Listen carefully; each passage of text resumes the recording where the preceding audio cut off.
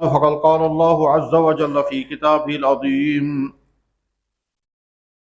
ليس بأمانيكم ولا أماني أهل الكتاب من يعمل سوءا يجز به وقال الله تبارك وتعالى قل يا عبادي الذين أسرفوا على أنفسهم لا تقنطوا من رحمة الله وقال الله تبارك وتعالى يا أيها الذين آمنوا قوا أنفسكم وأهليكم نارا صدق الله مولانا العظيم وصدق رسوله النبي الكريم ونحن على ذلك لمن الشاهدين والشاكرين والحمد لله رب العالمين يا رب صل وسلم دائما أبدا على حبيبك خير الخلق كلهم. میرے محترم بزرگوں اور دوستو، دنیا میں انسان جب بھی کوئی کام کرتا ہے اس کام کرنے سے پہلے اس کا کوئی مقصد ہوتا ہے، اس کی کوئی نیت ہوتی ہے، اس کا کوئی ایم ہوتا ہے. مقصد کے بغیر دنیا میں کوئی کام نہیں کیا جاتا. انسان گھر سے باہر نکلتا ہے، یا وہ کھیت میں جائے گا، باغ میں جائے گا، دکان پر جائے گا، سکول جائے گا، ہسپتال جائے گا، کوئی مقصد ہوگا. مقصد کے بغیر آدمی نکلتا ہی نہیں ہے، بلکہ چھوٹے بچے کھیلنے کے لیے نکلتے ہیں، وہ بھی ایک مقصد ہے. مقصد کے بغیر دنیا میں کوئی انسان کوئی کام نہیں کرتا. بس ٹھیک اسی طرح سے ہم اس وقت دین کی مجلس میں بیٹھے ہیں. آنے والا جو جہاں سے بھی آیا وہ اسی نیت سے آیا کہ ہم دین کی مجلس میں بیٹھ کر کے بات سنیں گے، بات بولیں گے. آنے والا کوئی بولنے کے لیے آیا ہے اور آنے والے بھائی سننے کے لیے آئے ہیں، چاہے نزدیک سے آئے ہوں چاہے دور سے آئے ہوں، بہرحال دین کی بات سننے کے لیے آئے. ابھی تک کئی مرتبہ ہم سب نے سنا کہ بھائی اصل چیز عمل ہے. علم کا فائدہ تبھی ہوگا کہ جب انسان اس پر عمل کرنے کا ارادہ کرے. تو میرے بھائیوں، ہم اس وقت دین کی اس مجلس میں ہیں تو ہم اپنی نیت کو ٹھیک کر لیں. نیت ٹھیک کرنے کے معنی یہ ہیں کہ بولنے والے کو چاہیے کہ وہ اپنی نیت یہ رکھے کہ یا اللہ، آپ کا جو دین میں نے سنا یا پڑھا اور اپنے استادوں سے سیکھا ہے وہ آپ کا دین آپ کے بندوں تک پہنچانا ہے، اور ٹھیک ٹھیک انداز سے پہنچانا ہے، ہمدردی کے ساتھ، محبت کے ساتھ پہنچانا ہے، میٹھا بنا کر کے پیش کرنا ہے. اس میں نہ کوئی ذاتی غرض ہے، نہ کوئی واہ واہ سننی ہے، نہ کوئی پیمنٹ لینی ہے. نہیں، اللہ کا دین اللہ کے بندوں تک پہنچانا ہے. اخلاص اللہ تعالیٰ عطا فرمائے، صحیح طرح سے بولنے کی توفیق عطا فرمائے، نیت ٹھیک ہو جائے. یہ بولنے والے کی ذمہ داری ہے. سننے والوں کو بھی چاہیے کہ اپنی نیت ٹھیک کریں، اور آج ہی نہیں، ہمیشہ جب بھی کبھی دین کی مجلس میں بیٹھنے کا موقع ملے، چاہے وہ مدرسے کا جلسہ ہو، چاہے کوئی اصلاح معاشرہ کا جلسہ ہو، چاہے جمعے کے دن، جمعے سے پہلے کے جو بیانات ہوتے ہیں، چاہے اس میں بیٹھنے کا موقع ملے، یا کوئی بھی دین کی مجلس ہو یا دعوت و تبلیغ کا اجتماع ہو رہا ہو، تو جب بھی آدمی دین کی مجلس میں بیٹھے دین کی بات سننے کے لیے تو اپنی نیت بالکل ٹھیک کر لینی چاہیے. بکثرت ایسا ہوتا ہے کہ نیتیں لوگوں کی صحیح نہیں ہوتی، اور عجیب بات یہ ہے کہ آدمی کو پتہ بھی نہیں ہوتا کہ میری نیت صحیح نہیں. آدمی کو اندازہ ہی نہیں ہوتا ہے کہ میری نیت ہی صحیح نہیں ہے. فرض کیجئے ایک آدمی بیٹھا ہے یہ سننے کے سوچنے کے لیے، میں دیکھوں گا بیان کرنے والے کا بیان مزیدار تھا یا نہیں، اور کوئی نئی بات ہم نے سنی یا نہیں، خوب جوشیلا بیان تھا یا نہیں، اور اسی غرض کے لیے ایک آدمی بیٹھ کر کے سن رہا ہے. اس کا مطلب یہ ہوا کہ اس کی نیت غلط ہے، اس کی نیت صحیح نہیں ہے. وہ تو نمبر دینے کے لیے بیٹھا ہے کہ میں نمبر دوں گا مولانا صاحب کا بیان اچھا ہوا یا نہیں، مزیدار بیان تھا یا نہیں، کوئی نئی بات سنی ہے یا نہیں، اور ساتھ میں ذہن میں یہ بھی سوچنے لگے گا فلانے مولانا صاحب کا بیان جو ہوتا ہے وہ زیادہ اچھا ہوتا ہے یا اس کا زیادہ اچھا ہے، اور اس نے کوئی نئی بات سنائی تھی یا نہیں. غرض یہ کہ یہ صرف کمپیئر کرتا رہے گا دوسرے کے ساتھ اور سوچتا رہے گا، اور اس کے بعد جب واپس نکلے گا تو تبصرہ کرے گا بہت مزیدار بیان تھا، یا کچھ بھی نہیں تھا، یا کوئی خاص بات اس نے نہیں سنائی، بس یہ تبصرہ کر کے نکل جائے گا. تو یہ جو کمنٹس ہیں یہ کمنٹس صحیح رہ جائیں گے. اس وقت اب یہ ہے کہ آپ جس حال میں آئے تو اس حال میں خالی واپس چلیں. نیت یہ ہونی چاہیے، اور ہمیشہ کہ بولنے والا جو کچھ بول رہا ہے میں اس کو توجہ کے ساتھ سنوں گا. پھر وہ جو بولنے والا بولے گا یا تو وہ کرنے والے اعمال بولے گا، اور یا پھر وہ بچنے والے کام بیان کرے گا. بیان کرنے والا کہے گا فلانا فلانا کام مسلمان پر لازم ہے کیونکہ اللہ کا حکم ہے، اللہ کے نبی کا حکم ہے، یہ کرنا ضروری ہے. یا بیان کرنے والا کہے گا فلاں فلاں کام اللہ اور اللہ کے نبی نے حرام کر دیا ہے، اسے بچنا ضروری ہے، تو سننے والا توجہ کے ساتھ سنیں جو بیان کر رہے ہیں، کرنے والا کام بیان ہو رہا ہے، میں کرتا ہوں یا میں نہیں کر رہا ہوں۔ اگر میں کر رہا ہوں تو بہت اچھی بات ہے، آئندہ اور زیادہ پابندی کروں گا، اور اگر میں نہیں کر رہا ہوں، مجھ سے چھوٹ رہا ہے، تو مجھے توبہ کرنی ہے، مجھے ارادہ کرنا ہے کہ آج کے بعد میں یہ کام کروں گا۔ جب اس سے پہلے بھی میں نے یہ سنا ہوگا، کیونکہ دین کوئی نیا نہیں ہے، دین کی اکثر باتیں ہر ایمان والے کے کانوں تک ضرور پہنچی ہوتی ہیں، ٹھیک؟ تو ہم نے اس سے پہلے بھی سنا ہے، آج پھر سنا ہے، آج تک سنا تھا عمل نہیں کیا، آج پھر سنا، اب بھی عمل نہیں کرنے کا ارادہ کیوں نہیں کریں گے؟ تو اپنے آپ کو اس وقت آمادہ کرنا ہے۔ یا بیان کرنے والا کوئی ایسی چیز بیان کر رہا ہے جو چیز اللہ اور اللہ کے نبی نے حرام کی ہے، تو ہر سننے والے کو چاہیے کہ وہ اپنے اوپر فٹ کرے کہ میں اس برے کام میں مبتلا تو نہیں ہوں۔ اگر میں اس برے کام میں مبتلا ہوں، آج تک پہلے بھی میں نے کبھی سنا تھا، آج پھر میں نے سنا کہ یہ چیز حرام ہے، اس سے پہلے بھی بیان کرنے والے نے اسی طرح یا اس سے اچھے انداز میں بیان کیا تھا، آج بھی بیان کرنے والے نے یہی بات بیان کی ہے، اچھے انداز میں بیان کی ہے، یا جس طرح سے بھی بہرحال یہ بات کہی ہے کہ یہ بات فلاں کام جرم ہے، اسے بچنا ہے، تو مجھے اپنے آپ کا جائزہ لے کر کے، اپنا محاسبہ کر کے پھر فیصلہ کرنا ہے کہ کیا میں آج کے بعد یہ کام کروں یا نہ کروں، چھوڑوں گا یا نہیں چھوڑوں گا۔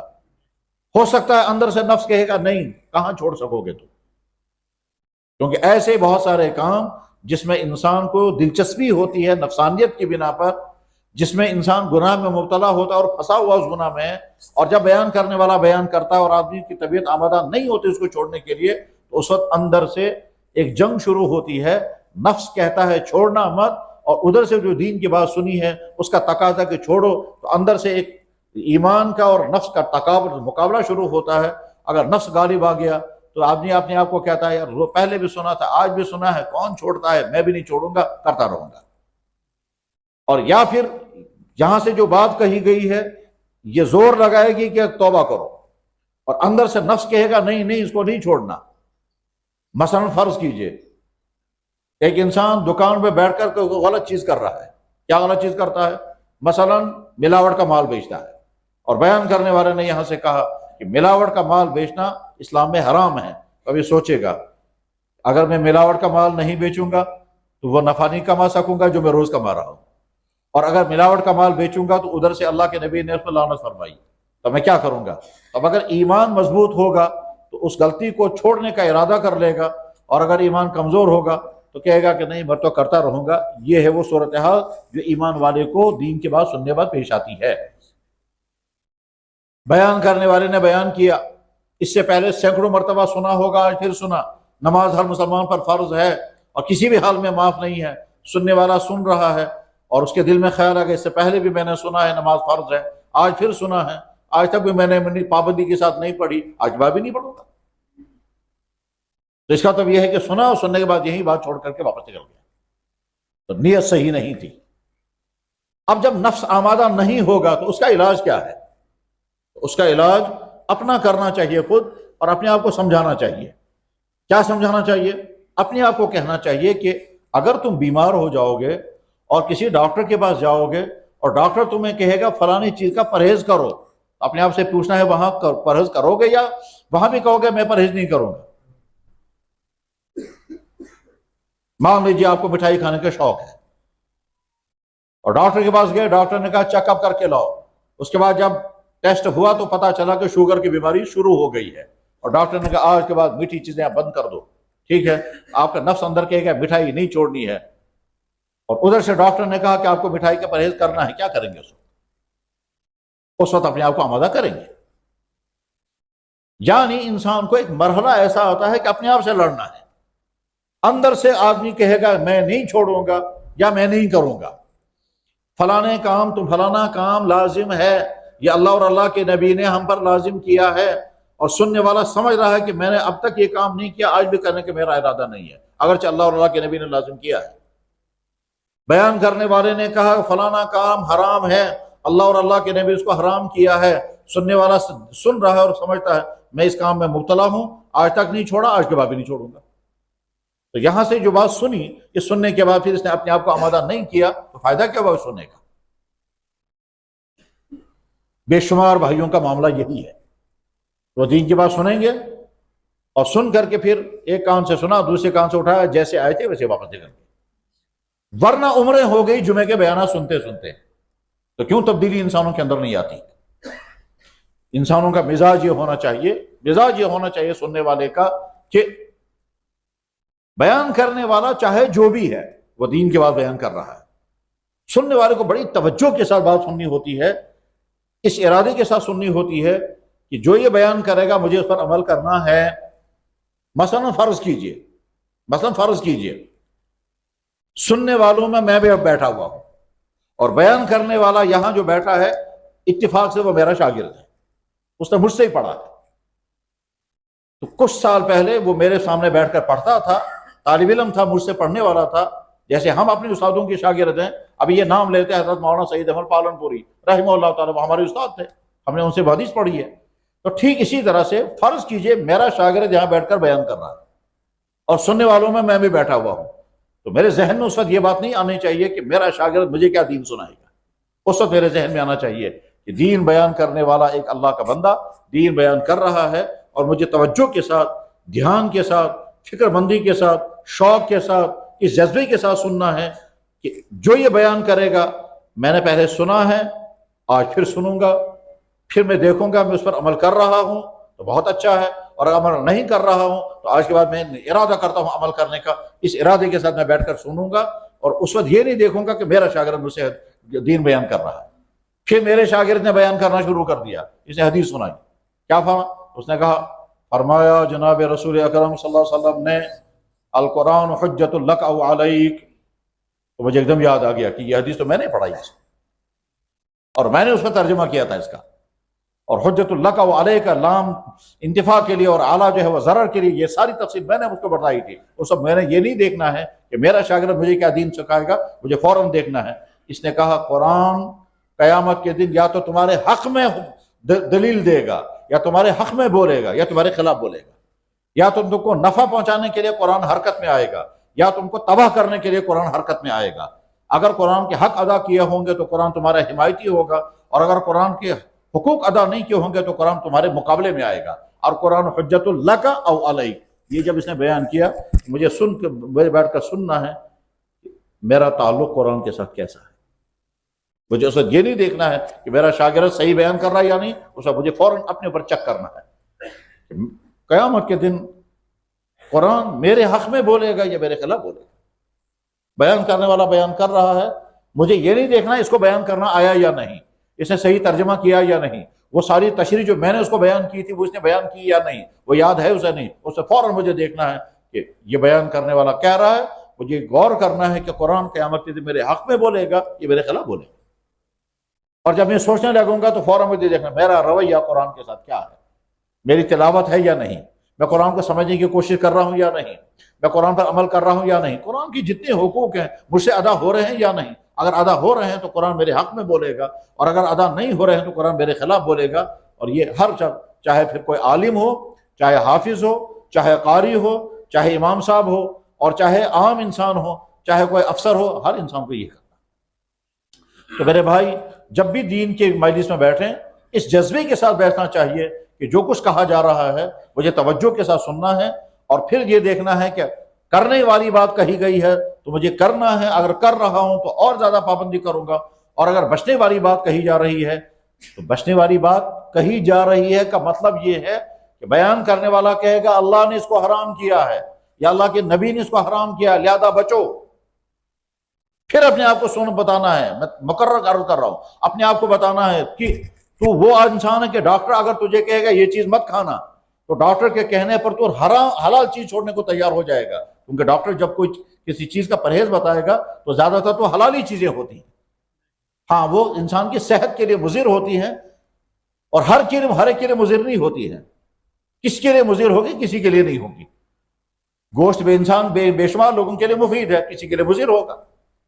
ٹھنڈا پانی سب کے لیے فائدے مند ہے، مزیدار ہے، لیکن چھاتی خراب ہوگی تو ڈاکٹر کہے گا ٹھنڈا پانی مت پیو۔ چھاتی خراب ہوگی ہوگا ڈاکٹر کہے گا آئس کریم مت کھانا۔ شوگر کی بیماری زیادہ ہو گئی، مٹھائیاں مت کھاؤ تو ڈاکٹر یہ کہے گا جوس بھی مت پیو۔ یہ ساری چیزیں حلال ہیں۔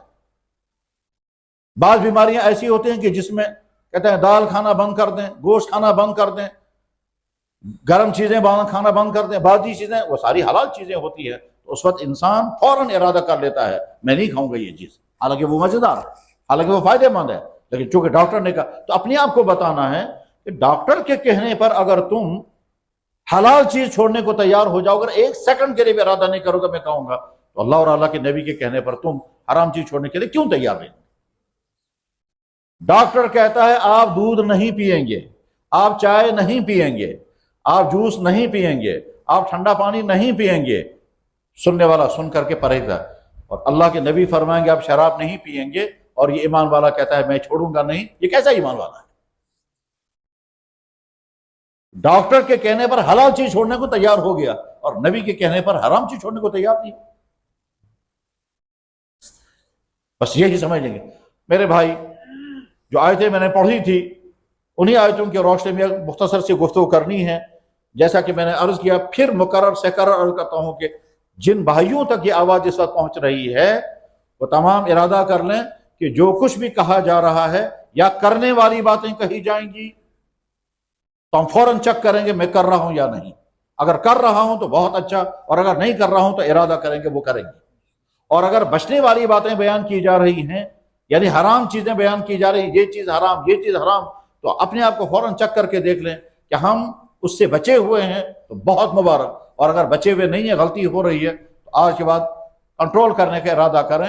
اس میں کچھ چیزیں ایسی بھی ہوتی ہیں کہ جس سے بچنے کے لیے بڑی قربانی دینی پڑتی ہے، اپنے آپ سے بہت لڑنا پڑتا ہے، اپنے آپ سے جنگ کرنی پڑتی ہے، اور ایک دن کی جنگ نہیں، وہ مسلسل جنگ ہے، اور اس کے بعد پھر انسان کامیاب ہو جائے اس میں کنٹرول کرنے میں تو بہت بڑی بات ہے۔ مثلا فرض کیجئے بیان کرنے والا بیان کر رہا ہے آنکھ کا غلط استعمال مت کرو، اللہ تعالیٰ شانہ قرآن کریم میں کہتے ہیں یعلم خائنۃ الاعین، میں دیکھتا ہوں تمہاری آنکھ کا کیا غلط کر رہی ہے۔ اللہ کے نبی علیہ السلام نے آنکھوں کے غلط استعمال کے سلسلے میں یہ بات ارشاد فرمائی، اور آج کے مردوں کے لیے مشکل ترین امتحان ہے اپنی آنکھوں کو بچانا ان چیزوں کے دیکھنے سے جن چیزوں کے دیکھنے پر اللہ اور اللہ کے نبی ناراض ہوتے ہیں، یعنی نامحرم کو دیکھنا، یعنی ننگے فوٹو دیکھنا، چاہے وہ چاہے انسانی شیپ کی رقمیں ہوں، چاہے موبائلوں میں ہوں، چاہے کیلنڈروں میں ہوں، چاہے کتابوں میں ہوں، چاہے کہیں ہوں۔ آج چونکہ ننگا پن ہے اور ساری دنیا دوڑ لگا رہی ہے عورتوں کو ننگے سے ننگا کرنے میں، اور ساتھ میں خبط سوار ہو گیا ہے کہ ننگا ہونا جو ہے وہ ترقی کا نام ہے، تو مردوں کے لیے بہت بڑا امتحان ہے۔ اب دوسری قومیں تو اپنا فیصلہ خود کریں گے، لیکن ہم ایمان والے ہیں اور اللہ نے ہم کو دیکھنے کے لیے آنکھ دی ہے، اسی آنکھ بنانے والے نے ہم کو پابندی لگائی کہ کون سی چیز تم اپنی آنکھوں سے دیکھو گے، کون سی چیز تمہیں دیکھنے کی اجازت نہیں ہے۔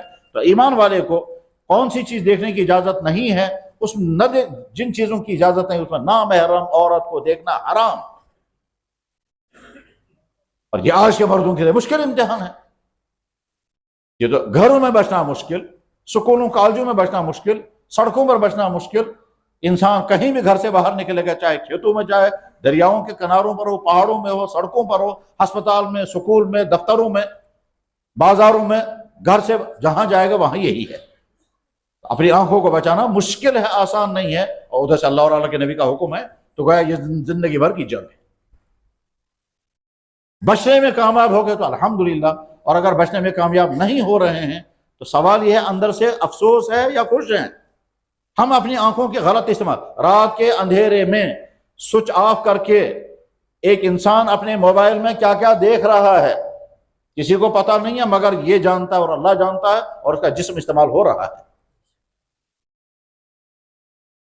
نوجوان لڑکا اپنے بیڈ روم میں، اپنے خاص کمرے میں چٹکلی لگا کر کے، لائٹ آف کر کے، پھر موبائل کو گھنٹوں گھنٹوں تک چلا رہا ہے، اس آنکھ سے کیا کیا دیکھ رہا ہے اللہ بھی جانتے ہیں اور یہ بھی جانتے ہیں۔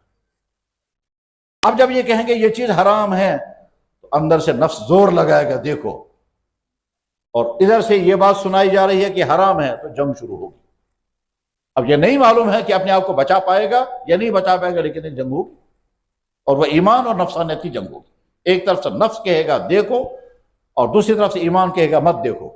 ایمان کہے گا اپنی آنکھ کا غلط استعمال مت کرو، ایمان کہے گا اپنی انگلیوں کے ذریعے سے لائکنگ اور شیئرنگ مت کرو، یہ جو یوں کر کے ڈھونڈاتے ہیں اور یہ کر کے ڈھونڈتے ہیں کیا کیا مجھے دیکھنا ہے اور کیا کیا دیکھنا ہے، یہ جو انگلی استعمال ہو رہی ہے، یہ انگلی غلط استعمال ہو رہی ہے، آنکھ غلط استعمال ہو رہا ہے، آنکھ کا غلط استعمال ہو رہا ہے، اور یہاں سے بیان کیا گیا اپنے آپ کو بچاؤ. تو اب یہ گویا ایک جنگ شروع ہوگی، اور یہ ہر ایک کے لیے ہے.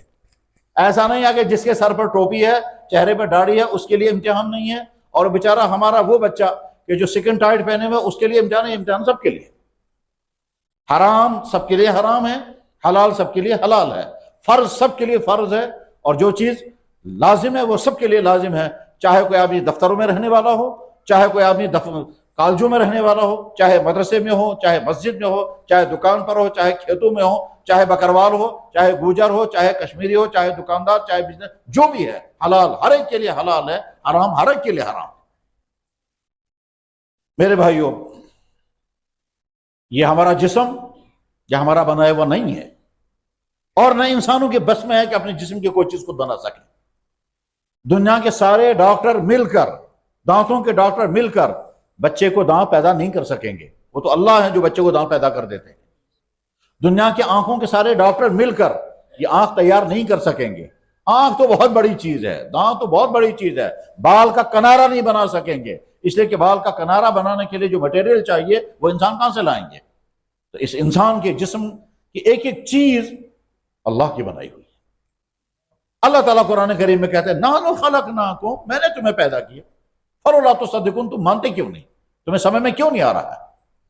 اللہ تعالیٰ شانہ تخلیق کے بعد پیدا کرنے والے کو کہتے ہیں ذالکم اللہ ربکم، یہ ہے تمہارا رب، خالق کل شیء، اس نے ہر چیز کو پیدا کیا. یعنی ہماری آنکھ اسی اللہ نے بنائی، آنکھ بھی اسی نے بنائی، اس آنکھ کے اندر دیکھنے کی طاقت بھی اسی نے رکھی. کان بھی اسی اللہ نے بنایا، اور اس کان کے ذریعے سننے کا لمبا وسیع ترین نظام اسی اللہ نے پیدا کیا. وہ بہت وسیع نظام ہے، تب انسان کسی بات کو سن پاتا ہے. اس کو تو بہت پڑھنا پڑے گا، بڑی ڈیٹیل سمجھنی پڑے گی، تب پتہ چلتا ہے یہ آدمی سنتا کیسے ہے. کائنات سے باہر اگر نکل جائیں گے، کائنات سے باہر نکل جائیں گے تو وہاں سنائی نہیں دیتا. سننے کی رینج اس دنیا میں ایک محدود ہے. اس سے باہر اگر نکل جائیں گے، مثلا چاند پر پہنچ جائیں گے، وہاں انسان دوسرے کو دیکھے گا بول رہا ہے، آواز نہیں آئے گی کان میں، کیونکہ وہاں باہر ہوا نہیں ہے. تو دوسرے کی آواز ہم تک پہنچتی ہے ہوا کے ذریعے، اور جہاں ہوا نہیں ہے وہاں آواز نہیں پہنچے گی انسانوں تک. ادھر سے کان کے اندر پردہ لگایا جو ہوا کو کیچ کرتا ہے، بالکل ایسے جیسے یہ موبائل ہیں، اور یہ موبائل جب ہاں تو ٹاور جو ہے وہ پکڑتا ہے اور ٹاور آگے پہنچاتا ہے، اور اوپر سے سیٹلائٹ کام کر رہا ہے. بس ٹھیک اسی طرح سے انسان، تو انسان کے جسم کی یہ جتنی چیزیں کام کر رہی ہیں یہ انسان کی بنائی ہوئی نہیں ہے، ان کا بنانے والا بھی اللہ ہے اور اس کا چلانے والا بھی اللہ ہے.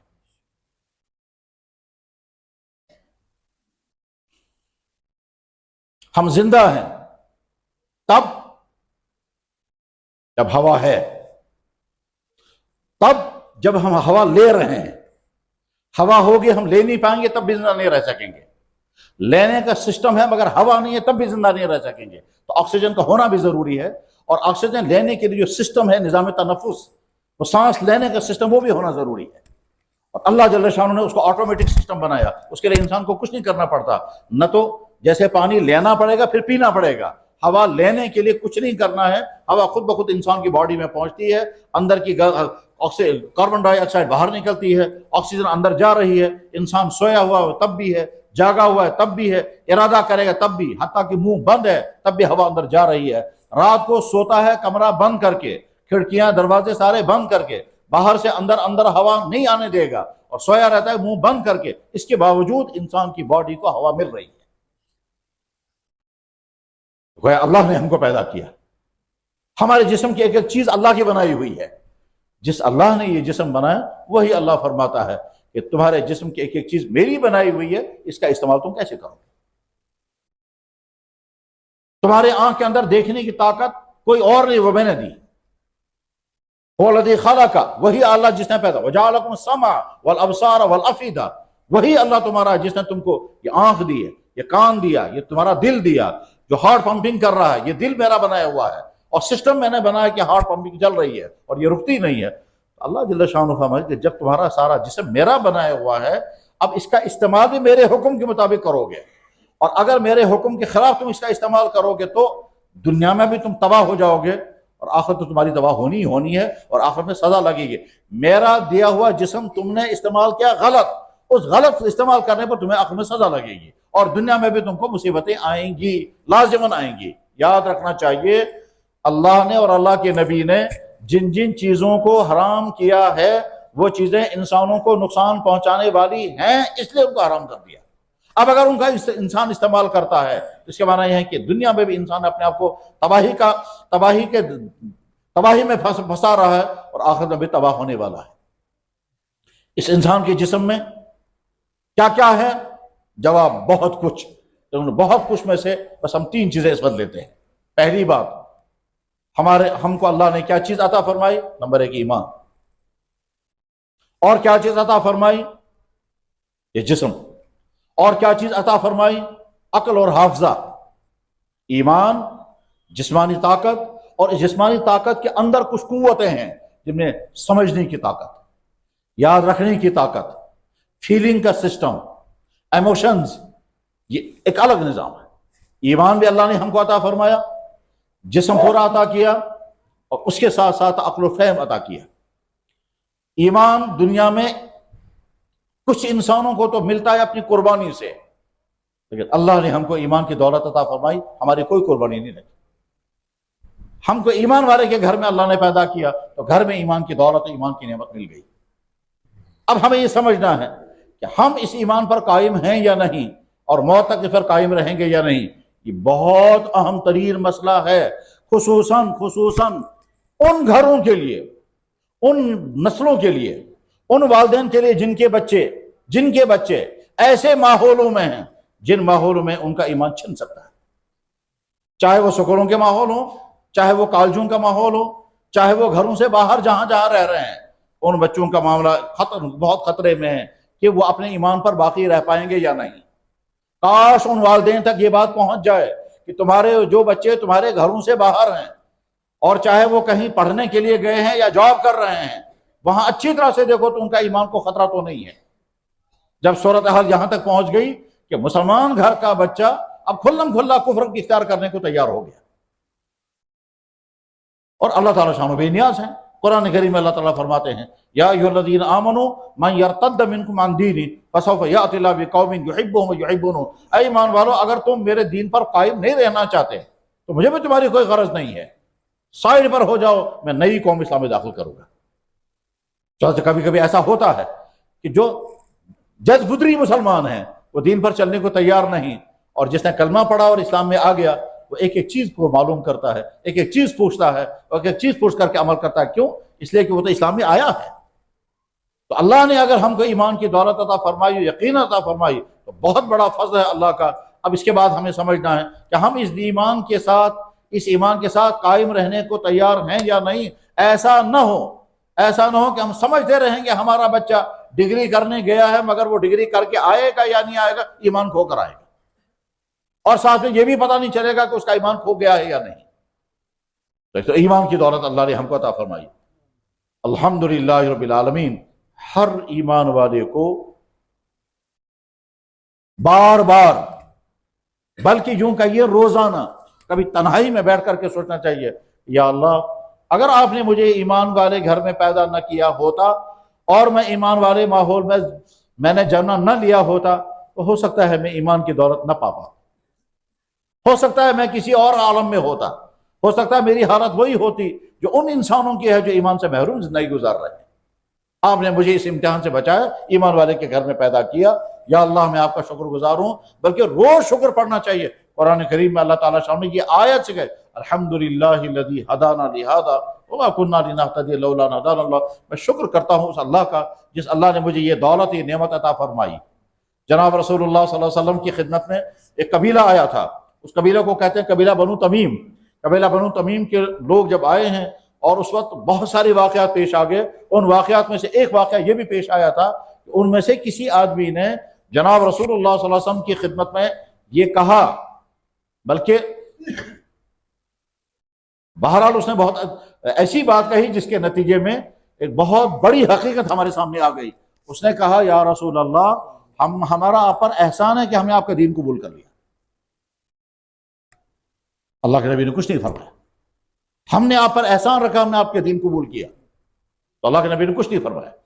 قرآن کی آیت نازل ہو گئی، اس آیت میں اللہ تعالیٰ فرماتے ہیں، یمنون علیک، انہوں نے احسان جتلایا، ان اسلموا کہ انہیں اسلام قبول کیا، قل آپ ان سے کہیے لا تمنوا علیہ کسی کا مجھ پر کوئی احسان نہیں ہے، اللہ کا تم پر احسان ہے، تم کو ایمان کی دولت نہیں۔ اسی طرح سے اللہ کا ہم پر احسان ہے کہ اللہ نے ہم کو ایمان کی دولت عطا فرمائی۔ اگر کسی ایسے گھر میں ہم پیدا ہوئے ہوتے جہاں دولت ایمان نہیں، جہاں نعمت ایمان نہیں، تو ہو سکتا ہے ہماری حالت بھی وہی ہوتی جس کا انجام جہنم ہے۔ اس مشکل امتحان سے اللہ نے ہم کو بتایا، اور اس مشکل امتحان سے بچانے میں مزید دوسرا احسان ہم پر یہ کیا، ایمان ملنے کے بعد اللہ تعالیٰ امتحان ڈالتے ہیں۔ یاد رکھنا چاہیے اللہ کا قانون یہ ہے، ایمان دینے کے بعد میں آزمائش میں ڈالوں گا، اور اس آزمائش میں دیکھوں گا یہ جمیں گے یا نہیں۔ قرآن میں اللہ تعالیٰ فرماتے ہیں حسب الناس ان یترکوا ان یقولوا آمنا وہم لا یفتنون، لوگوں نے کیا سمجھ رکھا ہے میں ایمان عطا کروں گا پھر میں آزماؤں گا؟ نہیں، ضرور میں آزماؤں گا۔ وَلَنَفْتَنَّ الَّذِينَ مِن قَبْلِهِمْ وَلَيَعْلَمَنَّ اللَّهُ الَّذِينَ صَدَقُوا وَلَيَعْلَمَنَّ الْكَاذِبِينَ، میں نے اس سے پہلے بھی لوگوں کو ایمان جب دیا تو آزمائشوں میں ڈالا، مشکلات کا سامنا کرنا پڑا، ظلم کا سامنا کرنا پڑا، پریشانیوں کا سامنا کرنا پڑا، نہ جانے کیسے کیسے ستائے گئے۔ ٹھیک، زلزلوا حتی یقول الرسول والذین آمنوا متی نصر اللہ۔ اللہ نے ہم کو ایمان کی دولت عطا فرمائی، کوئی امتحان ہم سے نہیں لیا۔ یا اللہ ہم آپ کی بارگاہ میں اس پر شکر گزار ہیں کہ آپ نے ایمان بھی عطا فرمایا، اور بغیر کسی قربانی کے، بغیر کسی مصیبت کے، بغیر کسی مجاہدے کے یہ ایمان کی نعمت ہمیں مل گئی ہے۔ تو میرے بھائی معمول بنائیں زندگی بھر، بار بار شکر پڑھیں تنہائی میں بیٹھ کر کے، یا اللہ آپ نے ہم کو ایمان عطا فرمایا، ہم مسلمان ہیں، میرا باپ مسلمان، میری بیوی مسلمان، میرے بچے مسلمان، میں ایمان والا ہوں الحمدللہ۔ اور پھر کہیں یا اللہ میں وعدہ کرتا ہوں اسی ایمان پر میں قائم رہوں گا۔ وَلَا تَمُوتُنَّ إِلَّا وَأَنْتُمْ مُسْلِمُونَ، مرنا مت مگر یہ کہ حال میں۔ حضرت یعقوب علیہ السلام نے اپنے بچوں کو جمع کیا، نبی ہیں، اور بچوں کو جمع کرنے والا کہا یہ نہیں پوچھا تمہاری پراپرٹی کیا کیا ہے، اور آئندہ فرمایا میرے بعد تم ایمان پر جمع رہو گے یا ایمان کو چھوڑ دو گے، مَا تَعْبُدُونَ مِن بَعْدِی، میرے بعد تم کون سے دین پر رہو گے۔ تو والدین کی ذمہ داری ہے کہ اپنی ان بچوں کی فکر کریں جو بچے گھروں سے باہر ہیں، چاہے وہ لڑکے ہوں چاہے لڑکیاں ہوں۔ اور اگر والدین نے اس بات کو نہیں سمجھا تو ایسا ہو سکتا ہے کہ باپ مسلمان تو بیٹا کچھ اور، باپ مسلمان تو بیٹی کچھ اور بن جائے گی۔ اللہ فرما رہے ہیں یا ایھا الذین آمنوا قوا انفسکم واہلیکم نارا، اے ایمان والو اپنے آپ کو اور اپنے بچوں کو، اپنے اہل ویال کو جہنم سے بچانا۔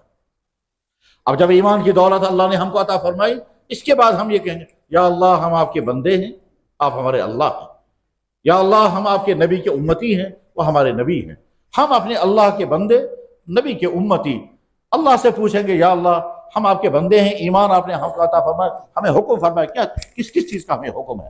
تو اللہ تعالیٰ شان و حکم دیں گے تو میرا بندہ ہے نماز تو پہ فرض ہے، تو میرا بندہ ہے رمضان آئے گا روزہ تو پہ فرض ہے، تو میرا بندہ ہے تیرے پاس مال ہے زکوٰۃ کو ادا کرنا لازم ہے، تو میرا بندہ ہے مال میں نے تجھے عطا کیا ہے حج پر تجھ پر لازم ہے، تو میرا بندہ ہے میرا حکم ہے اپنے ماں باپ کے ساتھ اچھا سلوک کرنا، تو میرا بندہ ہے میرا حکم ہے اپنی بیوی بچوں کے ساتھ صحیح معاملہ رکھنا، تو میرا بندہ ہے میرا حکم ہے کہ حرام دولت جمع مت کرنا، میرا بندہ ہے میرا حکم ہے کہ جو چیزیں میں نے اور میرے نبی نے حرام کی ان سے اپنے آپ کو بچانا۔ تو ہر ایمان والے کو سمجھنا پڑے گا میرے اللہ نے میرے نبی نے کون کون سی چیز مجھ پر لازم کی ہے، مجھے اسے ان کو کرنا ہے، اور کون کون سی چیزیں حرام کی ہیں۔ ان حرام چیزوں میں پہلی چیز جو سب سے خطرناک چیز حرام ہے وہ ہے شرک۔ تو ہر بندے کو سمجھنا ہے کہ شرک کہاں کہاں آتا ہے، اور اس شرک سے مجھے اپنے آپ کو کیسے بچانا ہے، کہ ایسا نہ ہو میں کوئی کام کروں گا یہ سوچ کر یہ معمولی ہے، اس سے کوئی فرق پڑنے والا نہیں اور ایمان چھن جائے گا، اور آپ کو پتہ بھی نہیں چلے گا ایمان چھن چکا ہوگا۔ کون سا لفظ بولنے سے ایمان چھن جاتا ہے، کون سی حرکت کرنے سے ایمان چھن جاتا ہے، کس جگہ جانے سے ایمان چھن جاتا ہے، کون سے ایکشنوں سے ایمان چھن جاتا ہے، کس بات کے اپنانے سے ایمان چھن جاتا ہے، ہر ایمان والے کو سمجھنا ضروری ہے، ورنہ ایسا ہوگا کہ آدمی کا ایمان چھن چکا ہوگا اور آدمی کو پتہ بھی نہیں ہوگا۔ قرآن کریم میں اللہ تعالیٰ فرماتے ہیں وَمِنَ النَّاسِ مَن يَقُولُ آمَنَّا بِاللَّهِ وَبِالْيَوْمِ الْآخِرِ وَمَا هُم بِمُؤْمِنِينَ، بے شمار لوگ سمجھتے ہیں کہ ہم عموم مومن ہیں مگر مومن نہیں ہیں، ایمان وہ دھوکہ دے رہے ہیں اپنے آپ کو۔ وہ انسان جو کینسر پیشنٹ ہے اور ابھی ڈکلیئر نہیں ہوا کہ کینسر ہے، وہ بیچارہ اپنے آپ کو دھوکہ دے رہا ہے کہ میں ٹھیک ہوں، وہ تو اندر سے سڑ چکا ہے۔ ایسا ہوتا ہے کبھی کہ کینسر پیشنٹ کو پتہ ہی نہیں ہوتا ہے کہ یہ کینسر کا پیشنٹ ہے، اس کو کہتے ہیں سائلنٹ کینسر۔ تو ایسا نہ ہو کہ ایمان والا یہ سمجھے میں مومن ہوں اور ایمان چھن چکا ہوگا۔ بلکہ اس میں بعض دفعہ بڑے پڑھے لکھے لوگوں کو بھی دھوکہ ہو جاتا ہے اس طرح سے مسلمان، ہم بھی مسلمان ہیں، اور اندر سے ایمان چھن چکا ہوتا ہے۔ تو ایمان کی دولت ملی ہے، بہت فکر مند رہنا چاہیے کہ ایمان ہم کو اللہ نے عطا فرمایا، اور اس ایمان کے بچاؤ کے لیے ضروری ہے ہر اس کام سے اپنے آپ کو بچانا ہے جس کام کی وجہ سے ایمان چھن سکتا ہے۔ تو پہلی چیز شرک اور کفر، حرام۔ دوسری چیز جو اللہ اور اللہ کے نبی نے حرام کی ہے وہ کیا کی ہے، لیکن اس سے پہلے ضابطہ رکھا کہ تمہارا یہ جسم بہت قیمتی جسم ہے، اس کا ایک ایک پارٹ انتہائی قیمتی ہے، اس بنانے میں اللہ نے نہ جانے کتنی کیا کیا قوتیں خرچ کی ہیں تب انسان تیار ہوتا ہے۔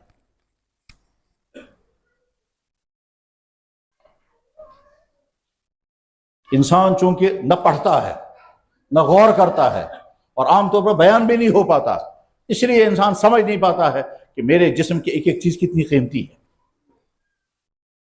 اگر اللہ یہ ناخن پیدا نہیں کریں گے، ناخن بظاہر ناخن کا کیا کام ہے، صرف کھجلانا، لیکن اللہ یہ ناخن اگر پیدا نہیں کریں گے تو زندگی بھر جو انسان کو کھجلانا ہے اس کے لیے کیا کرے گا؟ ہر وقت پتھر جیب میں رکھنے ہیں، لکڑیاں پکڑ کے رکھنی ہیں، پھر ان سے کھجلانا ہوگا۔ اب اگر اللہ یہ ناخن پیدا نہ کریں تو دنیا کے سارے انسان مل کر ناخن لگا نہیں سکیں گے، اور اگر اللہ نے ناخن پیدا کر دیا مگر اس میں بڑھنے کی طاقت نہیں رکھی، جو ناخن بڑھتا ہے اور کٹتا ہے، بڑھتا رہتا ہے کٹتا رہتا ہے، زندگی بھر کاٹتے رہنا ہے، یہ جو بڑھنے کا سسٹم اللہ نے رکھا ہے، اگر یہ بڑھنے کا سسٹم ناخن میں نہیں ہوگا تو نتیجہ کیا ہوگا؟ کھجاتے کھجاتے ناخن گھس جائے گا اور ختم ہو جائے گا، بعد میں ناخن بچے گا نہیں۔ تو یہ انسان کا جسم انتہائی قیمتی ہے، اللہ اور اللہ کے نبی نے اس جسم کو نقصان پہنچانے والی تمام چیزیں حرام کر دی۔ جسم کو نقصان پہنچانے والی چیزیں، اس میں اللہ کا کوئی فائدہ نہیں ہے۔ اسی وجہ سے شراب حرام، اسی وجہ سے چرس حرام، اسی وجہ سے زناکاری حرام، اسی وجہ سے تمام وہ چیزیں جو انسان کے جسم کو نقصان پہنچائے گا حرام کر دی گئی۔ خودکشی اس وجہ سے حرام ہے کہ تمہارا جسم میرا بنا ہے تو اس کو ضائع کیسے کرے گا۔ یہی وجہ ہے کہ اتنا زیادہ کھانا جس وجہ سے انسان بیمار ہوتا ہے اس کو منع کر دیا گیا، کلوا واشربوا ولا تسرفوا، فضول خرچی مت کرنا۔ ہر وہ چیز جو انسان کے جسم کو نقصان پہنچائے اس چیز کو اللہ اور اللہ کے نبی نے حرام کر دیا ہے۔ اس نقصان پہنچانے والی چیزوں کو سمجھنا ہے کہ صاحب شراب لکوڈ ہے، جیسے دودھ، جیسے پانی، جیسے جوس، جیسے شربت، مگر شراب کو اللہ اور اللہ کے نبی حرام، کیونکہ تمہاری صحت کے لیے وہ تمام چیزیں تمہاری صحت کے لیے مفید، یہ چیزیں تمہاری صحت کے لیے مضر، اس لیے اس کو حرام کر دیا گیا۔ اور نہ صرف پینے والے کے لیے حرام کر دیا گیا بلکہ اللہ اور اللہ کے نبی نے 10 آدمیوں پر لعنت کی ہے جو شراب کے ساتھ جڑے ہوئے ہوتے، اور شرابی کے ساتھ جڑی ہوئی وہ تمام چیزیں ہیں جن کو کہتے ہیں ڈرگز، چاہے وہ انجیکشن ہو، چاہے وہ چرس ہو، چاہے وہ ٹیبلیٹس ہو، چاہے جو بھی ہوں، وہ تمام چیزیں اسی طرح سے حرام کر دی گئی، کیونکہ تمہاری صحت کے اللہ اور اللہ کے نبی کا نظام یہ ہے کہ میرے بندے کو جو چیز نقصان پہنچے اس کو نہیں معلوم ہے، لہذا میں پہلے اس کو حرام کر دیتا ہوں۔ جانور جو حلال ہیں ان حلال جانوروں کے لیے بھی ہمارے دین نے، ہمارے اللہ نے کہا پہلے ان کو ذبح کرنا، اور ذبح کرنے کے نتیجے اس کے بعد تم ان کو کھانا۔ تو ذبح کرنے کا حکم کیوں دیا؟ اس لیے ذبح کرنے کا حکم دیا کہ ذبح کرنے کے نتیجے میں جانور کے اندر جو خون ہے وہ خون نکل جائے گا، یہ خون جب نکل جائے گا اس کے بعد جو گوشت باقی بچے گا وہ فریش گوشت ہے۔ اب خون سے کیا ہوگا تو انسانوں کو نہیں معلوم تھا، لیکن آج کا زمانہ چونکہ انفارمیشن کا زمانہ ہے، آج نالج کا زمانہ ہے، آج ریسرچ کا زمانہ ہے، اچھی طرح سے جب تحقیقات ہوگی تو پتا چلا کہ خون انسان کے ڈائجسٹو سسٹم کے لیے زہر ہے، انسان کا معدہ خون ہضم نہیں کر سکے گا، اس لیے اللہ اور اللہ کے نبی نے خون کو حرام کر دیا۔ جب اعلان کر دیا حرمت علیکم المیتۃ والدم، مردار تمہارے حرام کر دیا گیا، خون تمہارے حرام کر دیا گیا، تو پہلے زمانے میں تو ایمان والے تھے، انہوں نے کہا اللہ نے حرام کر دیا ہم بچیں گے۔ آج کا زمانہ چونکہ تحقیقات کا زمانہ تھا، جب تحقیقات ہوئی تو پتا چلا کہ خون چونکہ انسان کے نظام ہضم کو تباہ کرنے والا ہے، اور چند مرتبہ بھی اگر کسی نے مردار کھایا، چند مرتبہ بھی اگر کسی نے خون پیا تو کچھ دنوں کے بعد اس کا معدہ بیٹھ جائے گا، کیونکہ انسان کا معدہ خونخوار جانور کا معدہ نہیں ہے، خونخوار جانور جنگلی جانور ہے۔ تو میں سمجھا یہ رہا ہوں کہ اللہ اور اللہ کے نبی نے جو چیزیں بندوں کے لیے مضر سمجھی ان کو حرام کر دیا گیا ہے، تو ایمان والے کو سمجھنا ہے کہ کون کون سی چیز میرے لیے حرام۔ ان حرام چیزوں کا زیادہ تر تعلق جوانی کی زندگی کے ساتھ ہے، اچھی طرح سے ذہن میں رکھیں، جوانی کی زندگی انتہائی قیمتی زندگی ہے، اور اسی قیمتی زندگی میں بگڑنے کے سب زیادہ خطرے ہیں۔ چنانچہ آج کی نئی نسل جو بگڑ رہی ہے اس کی وجہ ایک ہی ہے کہ ان کے ذہنوں میں نہیں ہے کہ ہمارا یہ جسم جو فریش جسم اللہ نے دیا اور ہر چیز بالکل ٹھیک ہے، آنکھیں مکمل صحیح ہیں، کان مکمل صحیح ہیں، جوانی کی تمام چیزیں اللہ نے ہم کو عطا فرمائی، کوئی کمی نہیں رکھی، نظام ہضم بھی ٹھیک، نظام بول و براز بھی ٹھیک ہے، نظام تنفس بھی ٹھیک ہے، نماز ہر کچھ سارا کچھ ٹھیک ہے۔ اللہ ہر انسان کو فریش مکمل جسم عطا کرتے ہیں، کوئی ڈیفیکٹ نہیں رکھتے ہیں۔ انسان اپنی غلط حرکتوں کی وجہ سے اس کو برباد کرتا ہے، اور اس بربادی کا شکار اس وقت کی نئی نسل، خصوصاً وہ نئی نسل جو نہ مدرسوں کے ساتھ جڑی ہے، نہ مکتبوں کے ساتھ ہے، نہ تبلیغ کے ساتھ ہے، اور اس تینوں سے باہر جو ہیں، اس نئی نسل کے ایمان کا بھی خطرے ہی خطرے ہیں، اور ان کے کردار کو بھی خطرے ہی خطرے ہیں۔ وہ طرح طرح کی برائیوں میں مبتلا ہوتے ہیں، ان برائیوں میں سے ایک برائی یہی ہے غلط چیزیں کھانا اور غلط چیزیں پینا۔ اور اس کے بعد پھر جب ٹینشن ہو جاتا ہے تو ٹینشن کے بعد آپ نے کہتا ہے میں اپنے آپ کو ٹینشن فری کروں گا، اس ٹینشن فری کرنے کے لیے ڈرگس میں پھنس جاتا ہے، اور وہ آپ ہی کے دوست ہوں گے جو آپ کو قرآن کریم میں اللہ تعالیٰ شان ہو اس منظر کو کئی جگہ پر الگ الگ سمجھاتے ہیں کہ قیامت کے دن ایک بندہ کہے گا یا اللہ میں تو ٹھیک تھا مگر فلانے نے مجھے خراب کر دیا، اس کی وجہ سے میں برائی میں پھنس گیا، اس کی وجہ سے میں ڈرگس کا شکار ہو گیا، اس کی وجہ سے یہ بری عادتیں مجھے میرے اندر پیدا ہو گئی، یا اللہ مجھے دکھا دیجئے وہ کہاں ہیں، میں اس کو پاؤں سے روندوں گا۔ وقال الذين كفروا ربنا ارنا الذين اضلنا من الجن والانس نجعلهما تحت اقدامنا، میں اپنے پاؤں سے ان کو روندوں گا، بظاہر وہ تو نہیں ہو سکتا وہاں۔ اور اللہ جل شانہ مخاطب کر کے کہتے ہیں انسانوں کو، اور مخاطب کر کے کہتے ہیں او ظالم، او تو ظالم، قیامت کے دن تو اپنی انگلیوں کو کاٹے گا افسوس کرتے کرتے، اور افسوس کرتا کہے گا میں نے نبی کی بات کیوں نہ مانی، میں فلانے کے ساتھ اٹھنا بیٹھنا میں نے رکھا، اس کی وجہ سے وَيَوْمَ، وہ دن یاد رکھنا، یا اب انگلیاں کاٹو گے تم ظالم لوگ، تم ظالموں نے اپنے اوپر ظلم کیا ہوگا، یا عبد الظالم علی یدیہ یقول یا لیتنی اتخذت مع الرسول سبیلا یا ویلتی لیتنی لم اتخذ فلانا خلیلا، افسوس میں نے یہ ویب سائٹیں نہ دیکھی ہوتی، افسوس میں نے یہ فیس بک نہ چلایا ہوتا، افسوس میں لڑکیوں کے پیچھے نہ گیا ہوتا، افسوس میں فلانی کمپنی میں نہ رہا ہوتا، افسوس میرا فرینڈ سرکل یہ نہ ہوتا، ورنہ میں برباد نہ ہوتا۔ تو افسوس کر کے انگلیوں کو کاٹے گا۔ اللہ قرآن کریم میں منظر بیان کر رہا ہے، پھر کہے گا یا اللہ میں تو ٹھیک تھا، اس نے مجھے برباد کر دیا، اسی کو تو زیادہ سزا دینا۔ وقالوا ربنا اطعنا سادتنا وكبرانا فاضلونا السبيلا، یا اللہ اس نے مجھے برباد کر دیا۔ یہ جو دوستیاں ہوتی ہیں، ڈرگس کی دوستیاں، شراب کی دوستیاں، غلط تعلقات کی دوستیاں، اللہ تعالیٰ قرآن کریم میں فرماتے ہیں الاخلاء یومئذ بعضهم لبعض عدو، قیامت کے دن یہ ایک دوسرے کے دشمن ہوں گے۔ یہ کہے گا میں ٹھیک تھا تو نے مجھے خراب کر دیا، وہ کہے گا میں ٹھیک تھا تو نے مجھے خراب کر دیا۔ تو میرے نوجوان بھائیو، جن تک یہ بات پہنچ رہی ہے، طے کر کے اٹھو کہ ایک تو اپنی ایمان کی حفاظت کرنا، اور اپنی جوانی کی حفاظت کرنا، اور ان چاروں چیزوں سے، کیا؟ ڈرگ سے، غلط تعلقات سے، لڑکوں اور لڑکیوں کے جو اس وقت غلط تعلقات شروع ہو گئے ہیں اور پھیلتے جا رہے ہیں، میرے بھائی یہ کسی قوم کے تباہ ہونے کے لیے، تباہ ہونے کا یہ راستہ ہے۔ اللہ جل شانہ ان قوموں کو پھر زندہ نہیں رہنے دیتے ہیں جن قوموں کے اندر کھلم کھلا فحشکاریاں شروع ہوتی ہیں۔ یہ ساری تاریخ یہی بتاتی ہے کہ جب بھی کسی قوم میں یہ بدکاریاں عام ہونے لگتی ہیں اور یہ زناکاریاں پھیلنے لگتی ہیں اور جنسی بے روی آ جاتی ہے، اللہ تعالیٰ شانہ کچھ عرصے تک دیکھتے ہیں، اس کے بعد کہتے ہیں ختم کر دو ان کو، ان کی ضرورت ہی نہیں ہے۔ اللہ بالکل برداشت نہیں کرتے ہیں کیا کہ مردوں اور عورتوں کے غلط تعلقات شروع ہو جائیں۔ اس لیے جو نوجوان بچے ہوئے ہیں ان کو بہت مبارک، آئندہ اپنی اور حفاظت کرنا، اور جو نوجوان اس میں پھنس گئے ہیں، ٹھیک، وہ یاد رکھیں یہ بظاہر بہت مزیدار چیز ہے لیکن اندر اس کے اندر زہر ہے۔ ایسے جوان بھی دنیا میں ہیں، ایسے جوان بھی دنیا میں ہیں جن کو چاروں طرف سے اٹیک آتے ہیں اور اپنے آپ کو بچا لیتے ہیں، اور ایسے بھی ہیں جو یہیں سے پیچھا کرتے ہیں اور پیچھا کرتے کرتے تباہ اور برباد ہو جاتے ہیں۔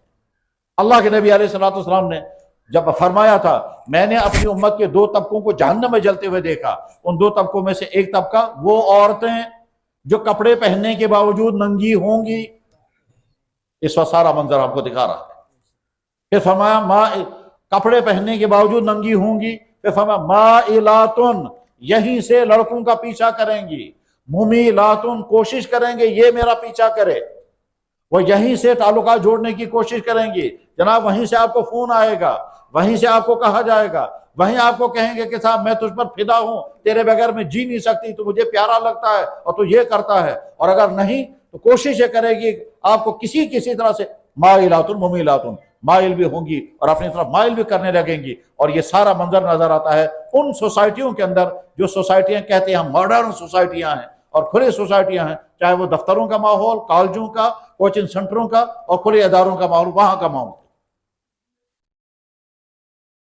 اور ادھر سے انعام بھی بیان کیا گیا, اور انعام بہت بڑا بھی انعام کیا کہ جب کوئی جوان اپنے آپ کو بچا لیتا ہے اس طرح کی دلدل سے, اللہ جل شانہ کی طرف سے بہت بڑا میڈل اسے ملتا ہے, بہت بڑا انعام اسے ملتا ہے. فرمایا جناب رسول اکرم صلی اللہ علیہ وسلم نے 7 آدمی قیامت کے دن عرش کے سائے کے نیچے ہوں گے. ان 7 آدمیوں میں سے دوسرے نمبر پر وہ جوان جو جوان برائیوں سے اپنے آپ کو بچائے. دوسرے نمبر پر, یاد رکھیں اس حدیث میں علماء کا تذکرہ نہیں آیا, اولیاء کا تذکرہ بھی نہیں آیا, بزرگوں کا مشائخ کا تذکرہ بھی نہیں آیا. علماء کا مقام اپنی جگہ, مشائخ کا مقام اپنی جگہ, مگر اس حدیث میں اللہ کے نبی نے فرمایا 7 یظلہم اللہ یوم القیامۃ تحت ظلہ, 7 طبقے وہ ہوں گے جن کو اللہ اپنے سائے میں قیامت کے دن رکھے گا. ان 7 طبقوں میں سے پہلا طبقہ وہ عادل حکمران, وہ انصاف پرور حکمران, جیسے حضرت فاروق اعظم رضی اللہ تعالیٰ تھے. آج کے ظالم حکمران نہیں, جیسے فاروق اعظم رضی اللہ کے زمانے وہ حکمران قیامت کے دن عرش کے سائے کے نیچے گے. اور دوسرے نمبر پر وہ جوان جس جوان نے اپنی جوانی کو برے کاموں سے بچایا, وشاب نشا فی عبادت اللہ. اور چوتھے یا 5ویں نمبر پر جو اللہ کے نبی نے بیان فرمایا, وہ فرمایا کیا کہ وہ شخص جس کو کوئی خوبصورت عورت, اونچے خاندان کی عورت برائی کی دعوت دے اور وہیں سے آفر کرے اور یہ کہے کہ میں اللہ سے ڈرتا ہوں, میں اس برائی میں مبتلا نہیں ہو سکتا, اور اپنے آپ کو بچا لیا, تو اللہ کے نبی نے فرمایا یہ شخص قیامت کے دن عرش کے سائے کے نیچے.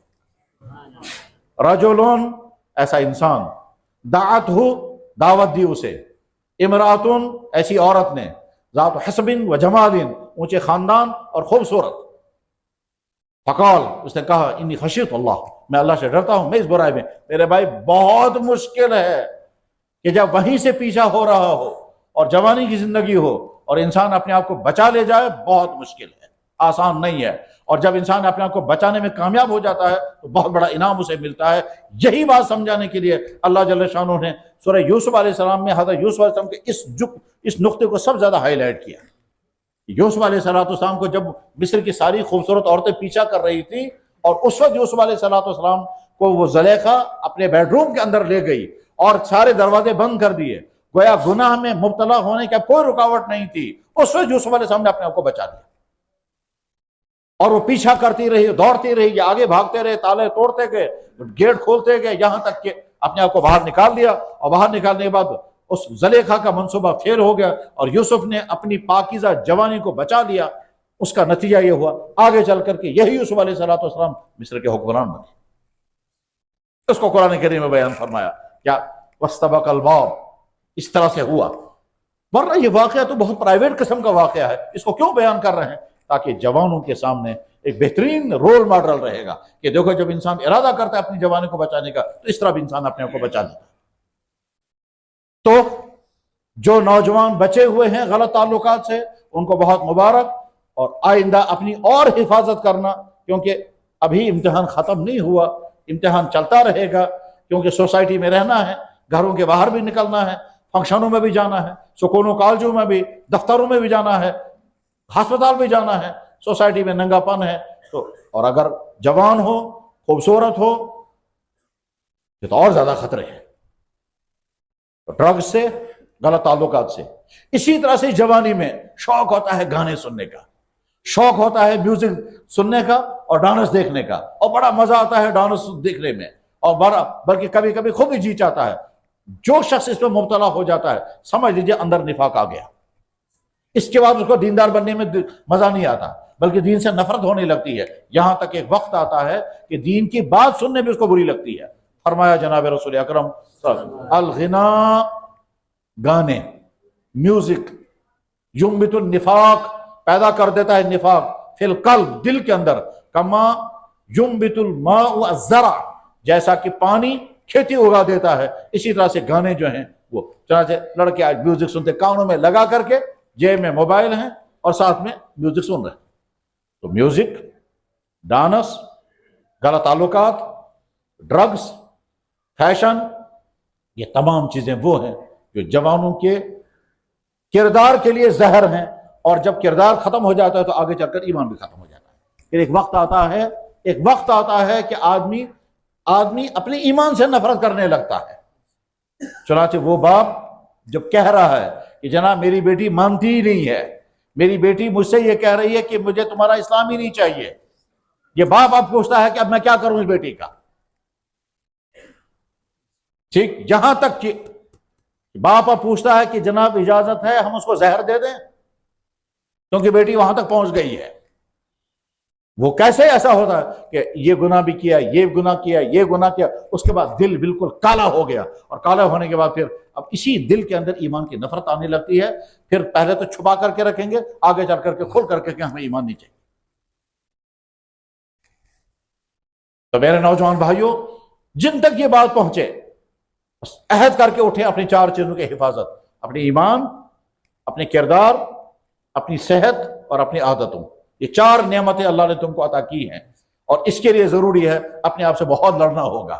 بہت سارے وہ شوق جو وقتی شوق ہیں لیکن آگے ان کے بڑے خطرناک زہر آنے والے ہیں، ان شوقوں کے تم تباہ ہو جاؤ گے، بس یہ اہم تر۔ اس کے بعد اللہ نے ہم کو ایمان اور علم دین عطا فرمایا۔ یہ دین زندگی میں کیسے آئے گا؟ ظاہر ہے ہم اپنے گھروں میں بیٹھے رہیں گے تو خود بخود دین نہیں آ سکتا۔ دنیا میں کوئی چیز ایسی نہیں ہے جس کو محنت کیے بغیر اللہ تعالیٰ شان، ہر چیز کے لیے محنت کرنی پڑے گی۔ تعلیم محنت کرنی پڑے گی، بزنس محنت کرنی پڑے گی، زمین سے کوئی چیز اگانی ہے تو اس کے لیے محنت کرنی پڑے گی، بیمار ہو جائیں گے ڈاکٹر کے پاس جانا پڑے گا، دوائی کرنے کے، تو صحت کو واپس لانے کے لیے محنت۔ اسی طرح سے زندگی میں دین لانے کے لیے محنت کے بغیر انسان چاہیں گے خود بخود ہم دیندار بنیں، ایسا کبھی نہیں ہو سکتا۔ لیس بامانیکم ولا امانی اہل الکتاب من یعمل سوءا یجز بہ۔ تمہاری آرزوؤں سے، تمہاری صرف تمنائیں کرنے سے تمہیں کچھ ملنے والا نہیں ہے، ملے گا تب جب تم قربانی دو گے، محنت کرو گے اور قدم بڑھاؤ گے تب۔ اس لیے ہمیں اللہ نے ایک سٹپ تو ہمیں عطا کر دیا ہے، وہ ہم مسلمان ہیں۔ اب ہمیں یہ نہیں ڈھونڈنا ہے کہ سچا دین کون سا ہے۔ سچا دین اللہ نے ہم کو عطا فرمایا۔ اللہ اعلان کر کے کہہ رہے ہیں ان الدین عند اللہ الاسلام، سچا دین ایک ہی ہے، وہ ہے وہ جو محمد رسول اللہ صلی اللہ علیہ وسلم کے وَمَن يَبْتَغِ غَيْرَ الْإِسْلَامِ دِينًا فَلَا يُقْبَلَ مِنْهُ۔ اسلام کے علاوہ کوئی اور دین لے کر کے آؤ گے، اللہ فرما رہے مجھے وہ قبول نہیں ہے۔ تو دین حق ہمیں مل چکا ہے۔ اب اس دین حق کے ملنے کے بعد اب ہم کو دیکھنا ہے ہماری زندگی دین کے مطابق ہے یا دین کے خلاف۔ وہ ایمان والا جو ایمان والا تو ہے مگر نماز میں پڑھنے کو تیار نہیں، حرام سے بچنے کو تیار نہیں، وہ دکان پر بیٹھ کر کے بزنس کر رہا ہے مگر اللہ اور اللہ کے نبی کے حکم کے مطابق نہیں، وہ ملاوٹ کرتا ہے، وہ دھوکہ دیتا ہے، وہ غلط ریٹ لگا رہا ہے، وہ خراب مال بیچتا ہے، وہ ریٹوں کو نکال کر کے دوسرا ریٹ لگا کر کے بیچتا ہے، یا زہریلی چیزیں بیچ رہا ہے۔ اللہ اکبر۔ اس وقت ہمارے سماج کا حال یہ ہے کہ جناب دوائیوں والے فراڈ دوائیاں بیچتے ہیں، سبزیوں والے فراڈ سبزیاں بیچتے ہیں، پھلوں والے اس پھل کو زہریلا بنا کر کے بیچتے ہیں۔ نہیں، آپ کو نہیں معلوم ہوگا شاید، بہت سارے پھل والے کچا پھل لائیں گے اور اس کے بعد پھر اس کو کیمیکل سے پکائیں گے اور اس کے بعد بیچیں گے، اور یہ کیمیکل سے پکا ہوا پھل جو ہے وہ انسانوں کے اندر کینسر پیدا کرتا ہے، بک رہے ہیں بازاروں میں، لوگوں کو پتہ ہی نہیں ہے یہ کیا کیا چیز ہمیں کھلائی جا رہی ہے۔ کچا پھل لائیں گے، کیمیکل کے ذریعے سے 24 گھنٹے کے اندر اس کو پکا کر تیار کریں گے، کیمیکل کے ذریعے سے کلر چڑھائیں گے، کیمیکل کے ذریعے سے اس میں مزہ پیدا کریں گے، اس کے بعد لوگ کھا رہے ہیں پھل، اور پھل کھا رہے ہیں حالانکہ زہر ہے۔ انسانیت مفاد پرستی کی بنیاد پر انسانیت کی دشمن بنتی ہے۔ جو آدمی جہاں ہے، جو بھی کر رہا ہے، اللہ تعالیٰ شانو دیکھ رہے ہیں کون کیا کیا کر رہا ہے۔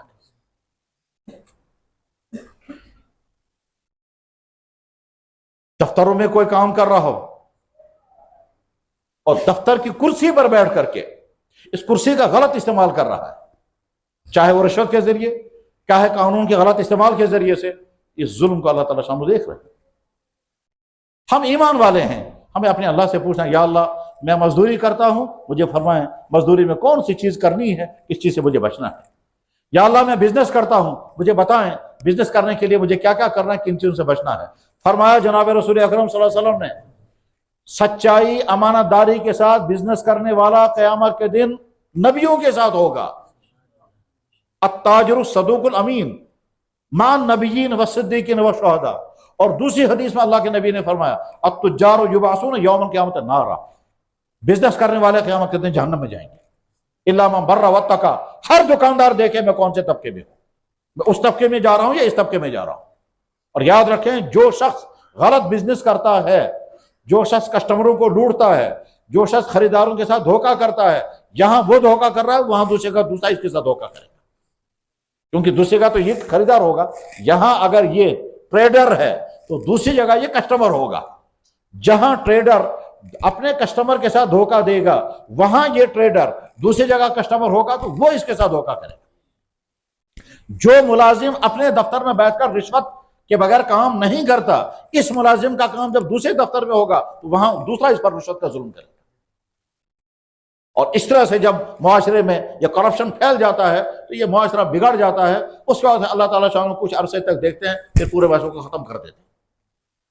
قرآن کریم میں اللہ تعالیٰ جگہ جگہ فرماتے ہیں وما کان ربک لیہلک القری بظلم واہلھا مصلحون. ایسا نہیں ہو سکتا ہے کہ کسی ملک کے باشندے بہت اچھے تھے پھر بھی اللہ نے ان کو سزا دی, ایسا کبھی نہیں ہوگا.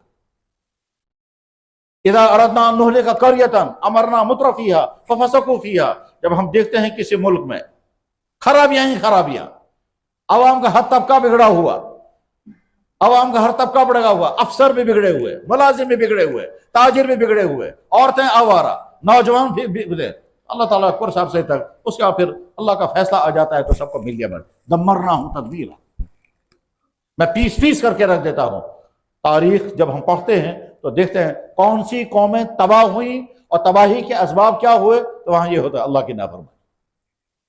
جب اللہ کی نافرمانی حدوں سے آگے نکل جاتی ہے اس کے بعد پھر اللہ تعالیٰ شان کچھ عرصے تک دیکھتے ہیں, اگر سدھر گئے تو ٹھیک ہے اور نہیں تو مٹا دیں.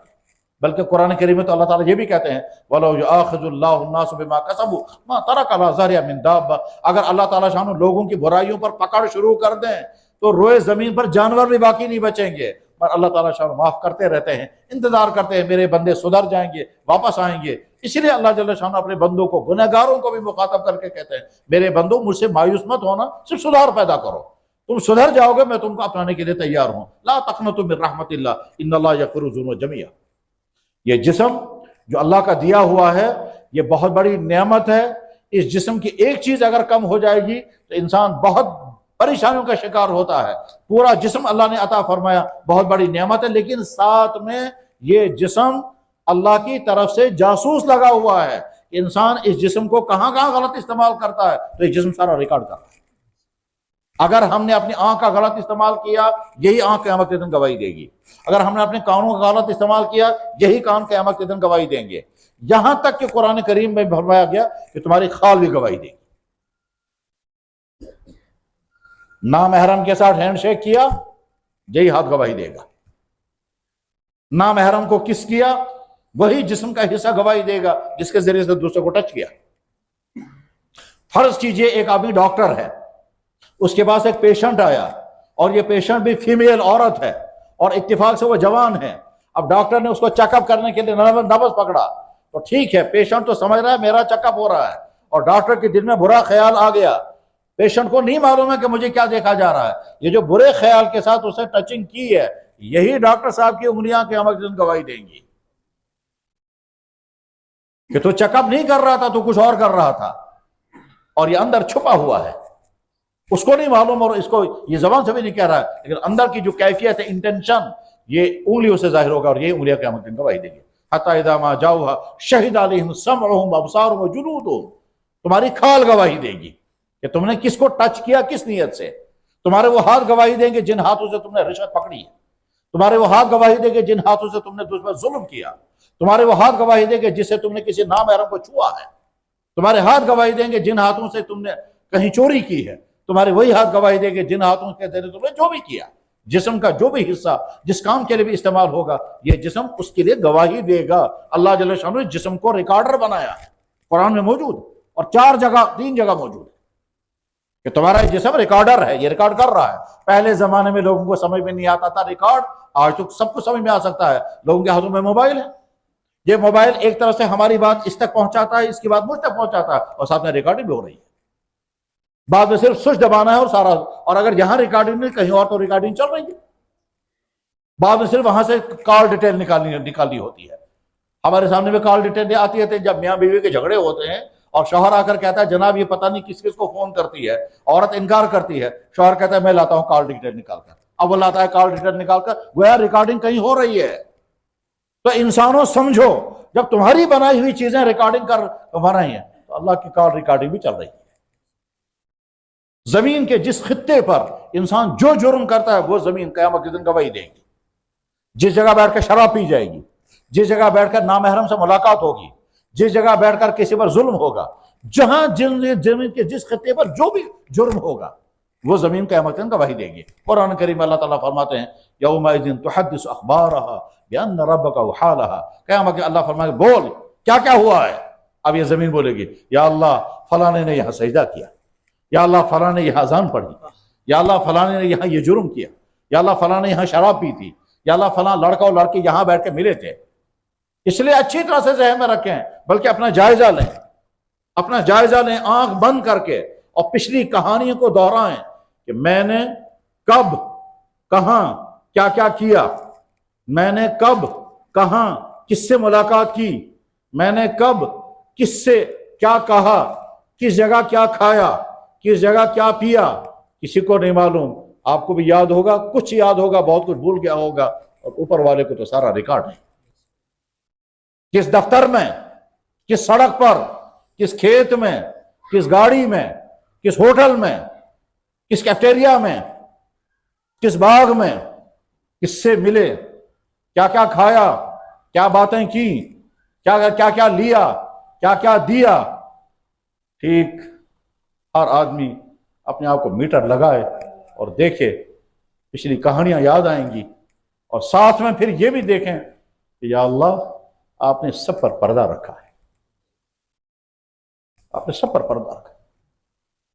ہر آدمی سوچے میں نے وہ غلطیاں بھی تو کی ہیں کہ اگر میرے ماں باپ سنیں گے تو کیا کہیں گے، میں نے وہ غلطیاں بھی تو کی ہیں کہ اگر میری بیوی سنے گی تو کیا ہوگا، میں نے وہ غلطیاں بھی تو کی ہیں کہ میں منہ نہیں دکھا سکوں گا اپنے بچوں کے سامنے، جب بچے سنیں گے ابا جان نے یہ کیا۔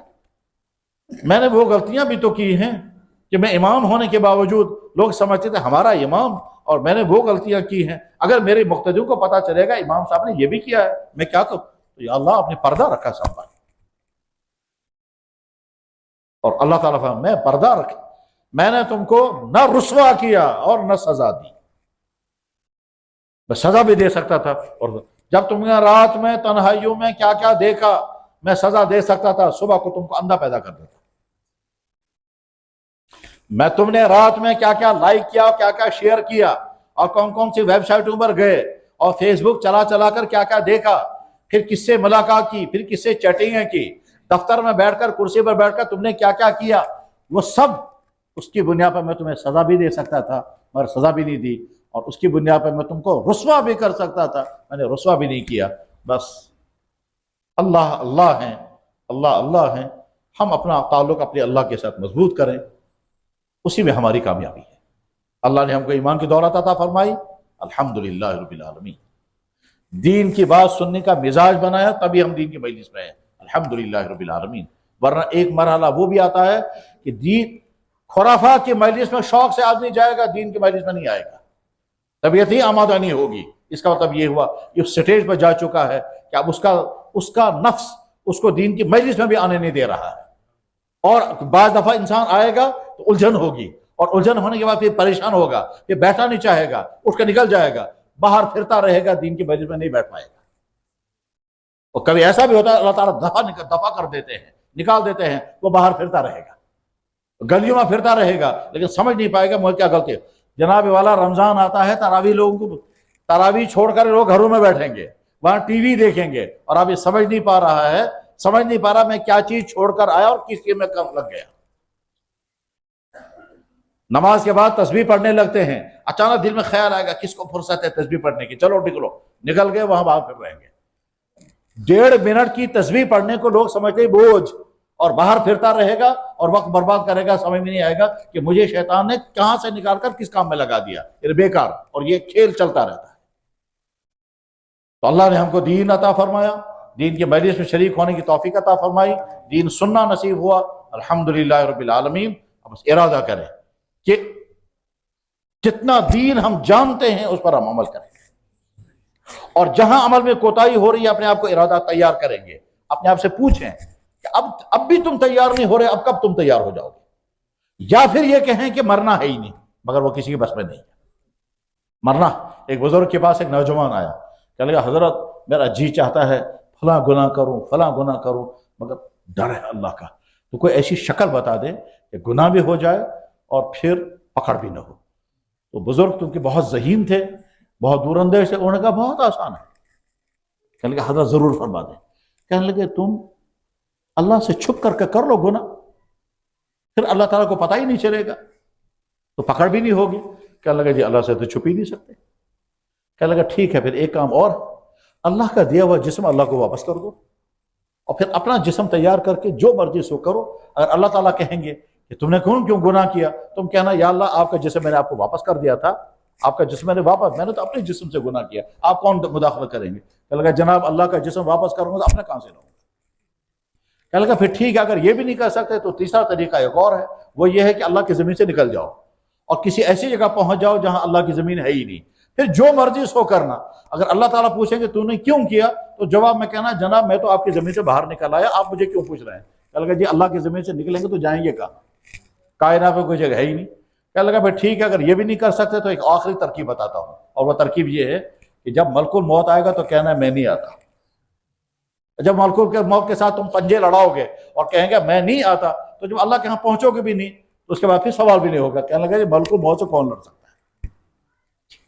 کہنے لگا بھائی جب تم یہ بھی نہیں کر سکتے، یہ بھی نہیں کر سکتے، یہ بھی نہیں کر سکتے، ٹھیک، چھپ بھی نہیں سکتے، اللہ کا دیا ہوا جسم واپس بھی نہیں کر سکتے، ٹھیک ہے، اللہ کا انکار بھی نہیں کر سکتے، ملک الموت سے لڑ بھی نہیں سکتے، تو کرو کہ جس بیس پر تم گناہ۔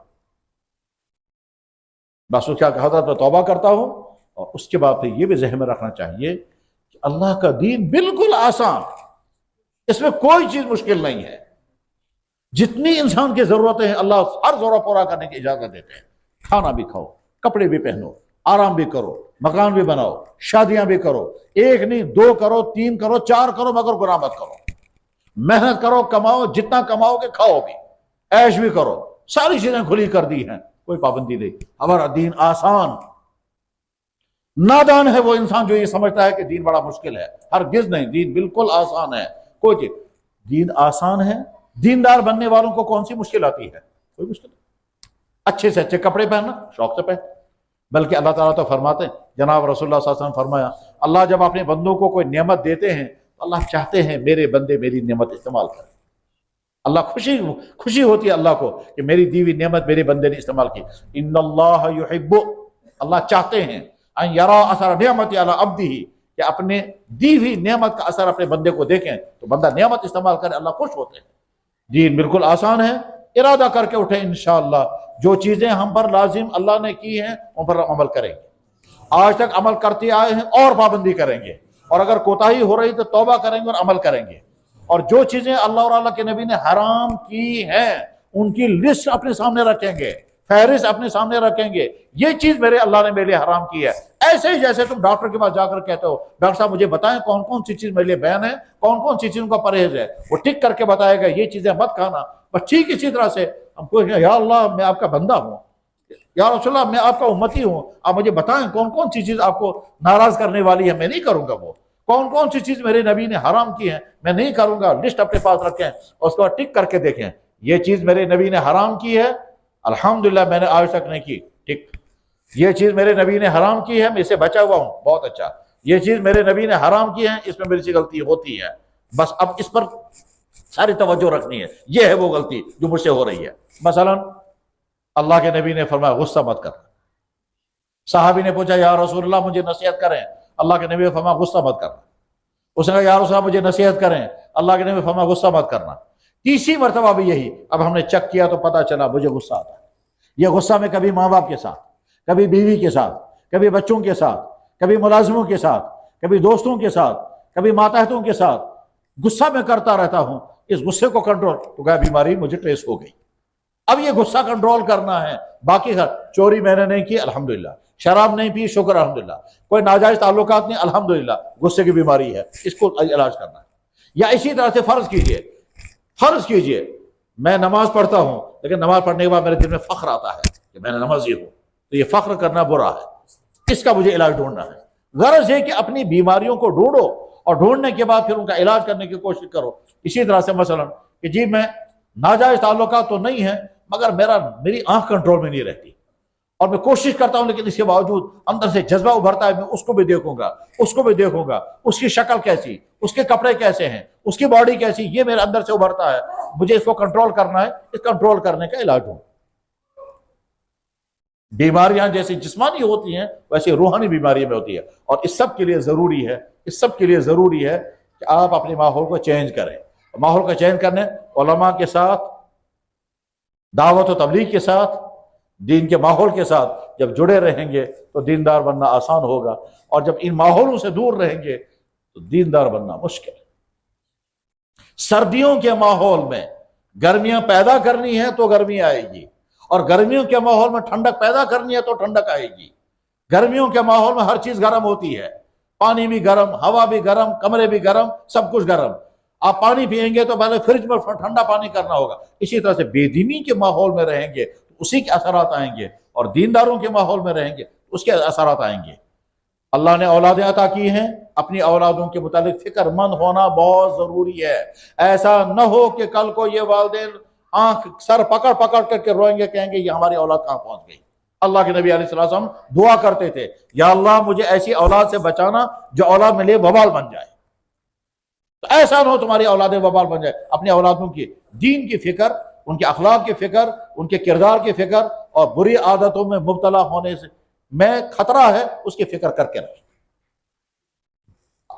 اللہ نے علماء پیدا کیے، مساجد میں ائمہ ہیں، مدارس میں علماء ہیں، مفتی ہیں، قاری ہیں، حفاظ ہیں، ان کی قدر کریں، اور ان کی ذمہ داری ہے چاہے کوئی بڑا عالم ہے چاہے چھوٹا، چاہے کم پڑھا یا زیادہ، تمہارے کندھوں پر ذمہ داری ہے کہ تم نے دین پڑھا ہے، پورے خطے کی دین کی ذمہ داری تمہارے کندھوں پر۔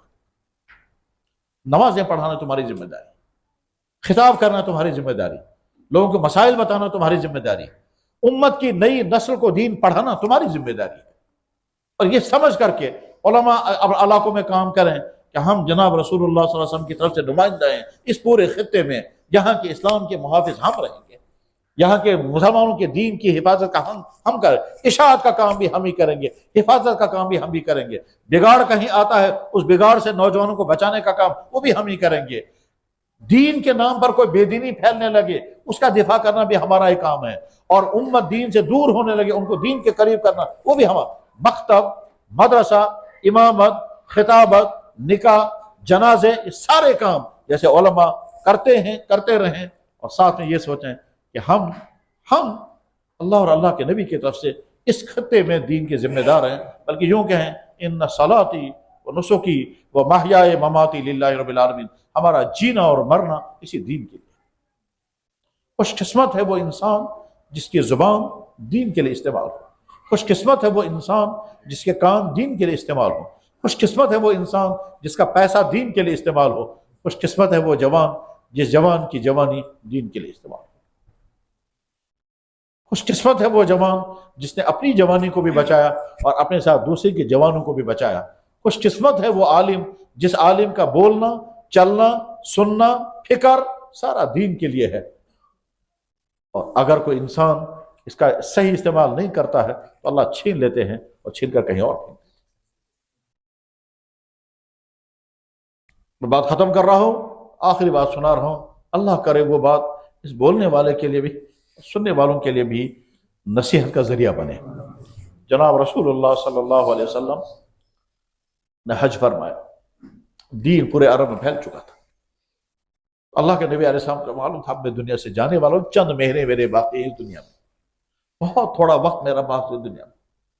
ذی الحجہ کے مہینے میں اللہ کے نبی نے حج کیا، اس کے بعد محرم اور سفر، ربیع الاول میں وہ آفتاب رسالت دنیا سے رخصت ہو، ذی الحجہ کے مہینے میں حج ہو رہا ہے، 1 لاکھ سے زیادہ صحابہ کرام حضور کے ساتھ ہیں۔ ایک دن پہلے عرفات کے میدان میں آپ نے خطبہ دے دیا تھا، اگلا دن 10 ذی الحجہ ہے، ذی الحجہ میں صحابہ کرام مینا کے میدان میں، اس میدان وہی میدان جہاں ابراہیم علیہ السلام نے اپنا بیٹا اسماعیل ذبح کیا، وہی مینا کے میدان جس میں اللہ کے نبی نے 100 اونٹ ذبح کیے، قربان کیے، اسی میدان میں اللہ کے نبی نے لوگوں سے پوچھا بتاؤ کون سا دن ہے، بتاؤ کون سا مہینہ ہے، بتاؤ کون سا الگ، یہ سارا سب یہ سارے آخر میں فرمایا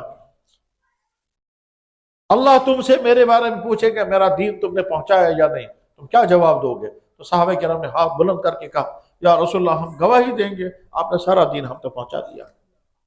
پھر اللہ کے نبی نے فرمایا میں تم سے پہلے رخصت ہونے والا ہوں، اگلے سال اس میدان میں تم سے میری ملاقات نہیں ہوگی،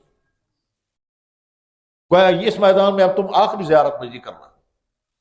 پھر فرمایا میں تم سے پہلے حوض کوثر پر پہنچوں گا اور وہاں میں تمہارا انتظار کروں گا۔ پھر فرمایا خبردار اس حال میں میرے پاس مت پہنچنا کہ تمہاری وجہ سے مجھے وہاں شرمندگی اٹھانی پڑے، اس حال میں میرے پاس مت پہنچنا کہ تمہاری وجہ سے وہاں میرا چہرہ نیچے ہو جائے۔ میرے بھائی ہم کو وہ زندگی گزار رہی ہے کہ قیامت کے دن اللہ کے نبی ہم سے فرمائے کیا لے کر آئے، میں کیسے تم کو اللہ کے سامنے لے جاؤں گے، یہ میری امت کے جوان۔ توبہ کریں ایسی زندگی سے کہ جس زندگی لے کر کے ہم جائیں حضور کے سامنے، حضور فرمائے تم اس قابل نہیں ہو کہ میں کو اللہ کے سامنے لے جاؤں۔